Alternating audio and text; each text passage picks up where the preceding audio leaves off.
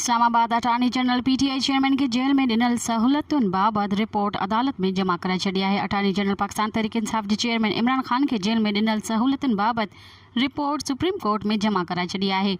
Attorney general chief justice of Pakistan Umar Ata Bandial J chamber में महर लॻल रिपोर्ट में जमा कराए छॾी।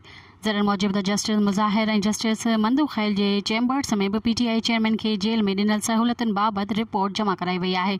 सुप्रीम कोर्ट 24 अगस्त ते पीटीआई चेयरमैन के जेल में सहूलतुनि बाबति रिपोर्ट जमा कराइण जो हुकुम ॾिनो हो। उन खां अॻु साम्हूं ईंदड़ ख़बरुनि में ॿुधायो वियो त इमरान खान के जेल में हिकु ॿ बैरक तब्दील करण ऐं हाणे बैरक नंबर 3 अलाट कई वई आहे, जॾहिं त खेसि जेल मैन्यूअल खां हटी करे खाधो मिलण लॻो आहे। सुबुह सवेर पीटीआई चेयरमैन खे बैरक मां निकिरी जेल अहाते में वॉक जी बि इजाज़त आहे। ज़रर ॿुधायो त इमरान खान खे जेल मैन्यूअल खां हटी करे 11:30 वॻे नाश्तो मिलण लॻो आहे ऐं खेसि रोज़ाना जी बुनियाद ते फ्रूट बि ॾिनो पियो वञे। मज़ीद ख़बरनि ऐं तफ़सीलात लाइ विज़िट कयो असांजी वेबसाइट www.awamiNewsHD.com ऐं ॾिसंदा रहो अवामी न्यूज़ HD।